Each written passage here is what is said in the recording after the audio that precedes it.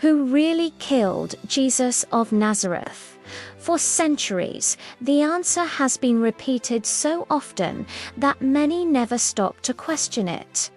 Some say it was the Jews. Others say it was the Romans. Many believers respond that it was the sin of humanity.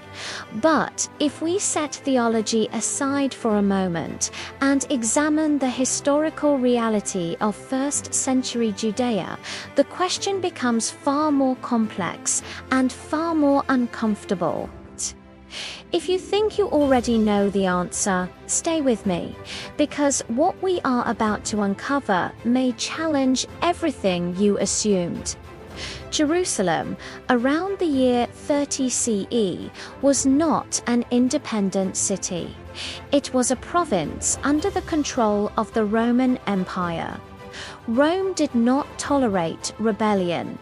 It did not tolerate political threats, and above all, it did not tolerate rival kings. Crucifixion was not a religious punishment. It was a Roman execution method reserved for rebels, insurgents, slaves who revolted, and those accused of crimes against the state. That fact alone changes the entire framework of the discussion. Jesus enters Jerusalem during Passover, the most politically sensitive week of the year. Passover celebrated Israel's liberation from foreign oppression in Egypt. It was a festival filled with national memory, longing for freedom, and hope for divine intervention. During that week, Jerusalem's population multiplied several times over. Roman troops increased their presence to prevent unrest. Now imagine this scene. A man rides into the city while crowds shout Hosanna and call him Son of David. That title was not symbolic poetry. It was royal language. It meant heir to the throne of Israel. It meant King Gu, and in a land occupied by Rome, claiming kingship was not a spiritual metaphor. It was political dynamite. This is where the tension begins. From Rome's perspective, the greatest threat was sedition. The crime of presenting oneself as king of the Jews without Roman approval was punishable by crucifixion. That is not speculation. It aligns perfectly with Roman law and practice. So why do many narratives focus almost entirely on religious leaders? The Gospels describe a multi-stage process. Jesus is arrested at night. He is taken before the high priest. He is questioned by the Senate, yet under Roman occupation. Jewish authorities did not possess the legal power to carry out capital punishment independently. That authority belonged to the Roman prefect Pontius Pilate. Historical sources outside the New Testament describe Pilate as harsh, inflexible, and willing to suppress disturbances violently. He was not a weak administrator, easily manipulated by local leaders. Yet in the Gospel accounts, Pilate appears hesitant. He questions Jesus. He declares that he finds no fault in him. He attempts to release him. He even presents a choice between Jesus and Barabbas. Barabbas is described as an insurrectionist involved in rebellion and murder, exactly the type of individual.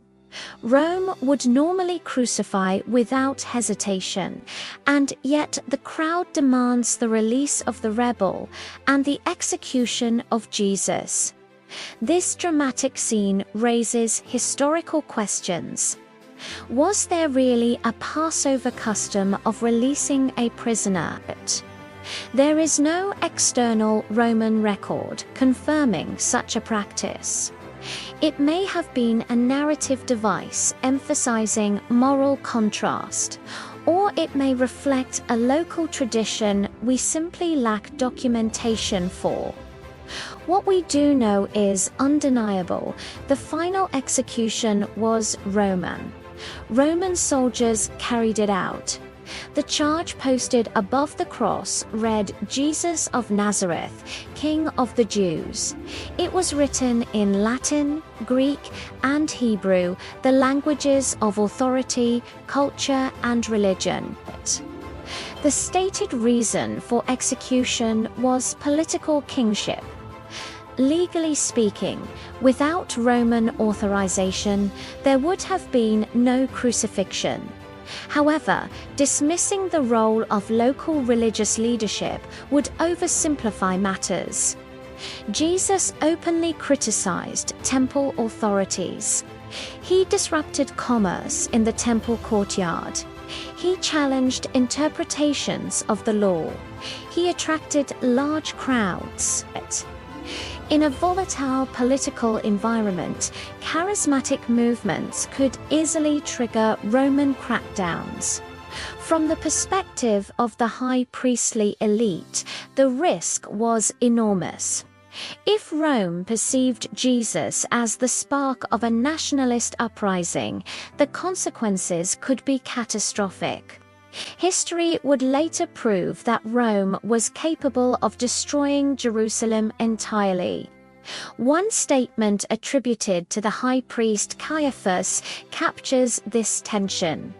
"It is better that one man die for the people than that the whole nation perish." Whether theological or political, it reflects pragmatic calculation. Better to sacrifice one individual than risk collective punishment. Yet again, they did not hold the authority to crucify. Rome did. The central accusation presented to Pilate was not blasphemy. Rome did not execute people for theological disputes. Rome executed people for political rebellion. This is crucial.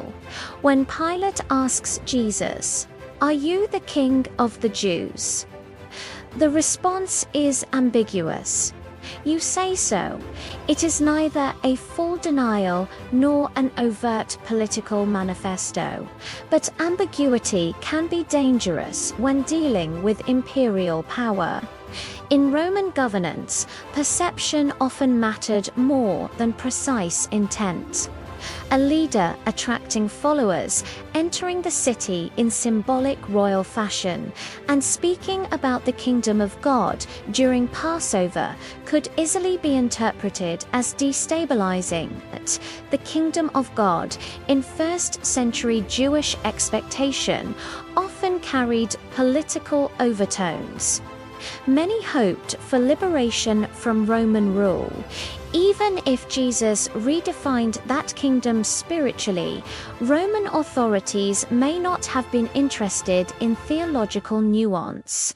They were interested in stability, and this is where the narrative becomes uncomfortable. If the crucifixion was fundamentally a Roman political execution, why do later narratives sometimes emphasize Jewish responsibility more heavily? The Gospels were written decades after the events, during a time when the early Christian movement was spreading throughout the Roman Empire. Openly portraying Rome as the sole villain might not have been politically advantageous. It is possible that emphasis shifted over time, not to distort history, but to communicate within a Roman-dominated world. This possibility does not eliminate historical responsibility. It complicates interpretation. What emerges is not a simple story of one villain, but a convergence of interests. Rome wanted order. The temple leadership wanted stability. The crowd was volatile. The disciples fled. And at the center stood Jesus, isolated between imperial power and religious authority. If this analysis is already challenging what you were taught, pause for a moment.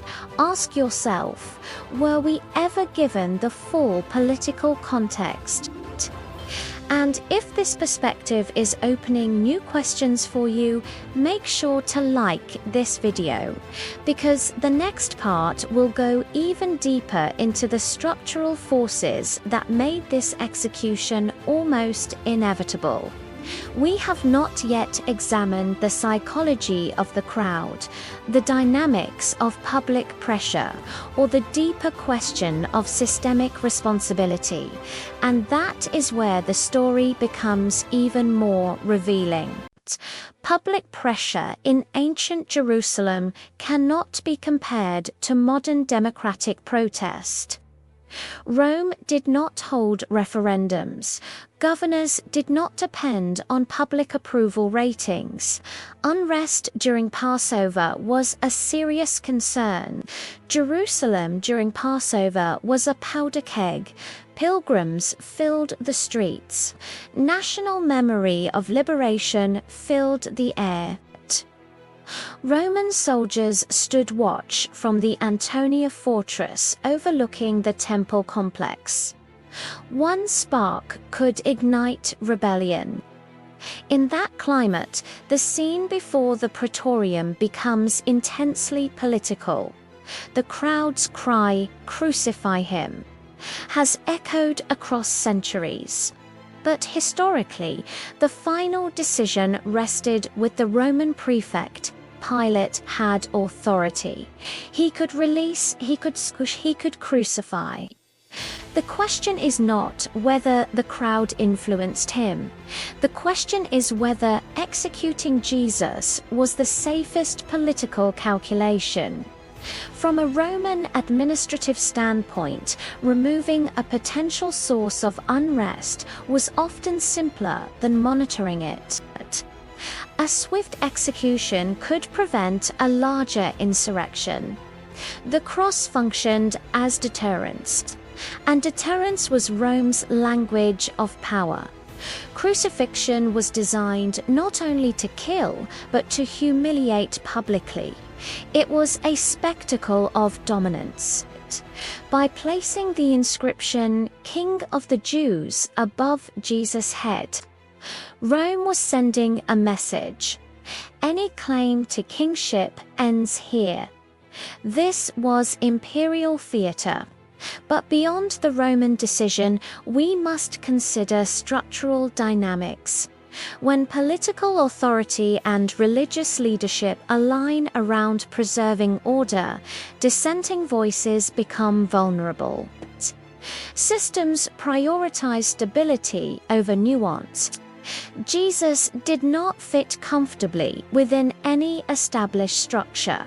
He was not leading armed revolt, yet he challenged religious authority. He did not organize a political party, yet he proclaimed a kingdom. He was neither conventional revolutionary nor harmless philosopher. He was disruptive, and disruptive figures often expose the fault lines of power. Consider this carefully. Rome perceived potential rebellion. Temple authorities feared Roman retaliation. The crowd reacted under emotional tension. Judas facilitated a discreet arrest to avoid public chaos. Each actor operated within their own rational framework. This was not random chaos. It was a collision of interests. Over time, the question who killed Jesus became weaponized. Entire communities were blamed. Anti-Jewish narratives emerged in later centuries, leading to horrific persecution. Yet, historically, collective ethnic blame does not withstand scrutiny. The leadership involved represented a specific elite group, not an entire people. The earliest followers of Jesus were themselves Jewish. Simplistic blame narratives ignore both historical nuance and moral responsibility. At the same time, portraying Rome as merely a passive participant ignores the undeniable fact that crucifixion was an imperial punishment. Without Roman authorization, there would have been no cross. So where does responsibility lie? If we examine strictly through a historical lens, the execution was carried out by Rome under a political charge influenced by local accusations within a volatile environment. But perhaps the deeper question is this: what systems make such outcomes possible? When empires prioritize order above justice, when religious institutions prioritize preservation above reform, when crowds react under pressure rather than reflection, individuals can be crushed between forces larger than themselves. This pattern is not confined to the first century. History repeatedly shows that charismatic reformers who challenge entrenched systems often face severe consequences.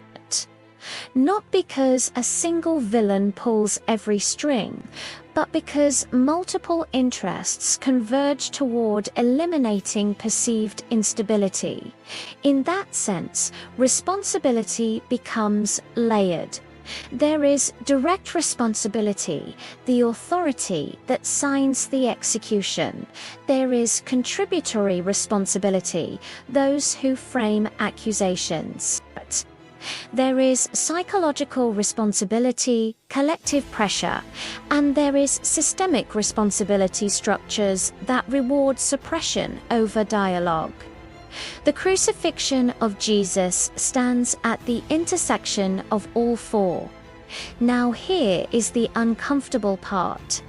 If this event resulted from structural power dynamics, then the question, who killed Jesus, is not only historical, it is reflective. It forces us to ask how power operates today, how institutions respond to disruptive voices, how fear influences decisions. And that makes this story far more than ancient history. If this perspective is shifting how you understand one of the most pivotal events in human history, I want you to comment below. Do you think the execution was primarily Roman, primarily religious, or structurally inevitable? Your perspective matters in this discussion. Share this video with someone who has always asked this question but never examined the political dimension. And if you want more deep historical investigations like this, where we separate assumption from evidence, subscribe to the channel and turn on notifications. Because the next analysis will confront another question many avoid asking. The cross was not merely wood and nails. It was the meeting point of empire, religion, fear, and authority, and understanding that intersection changes the way we read history forever.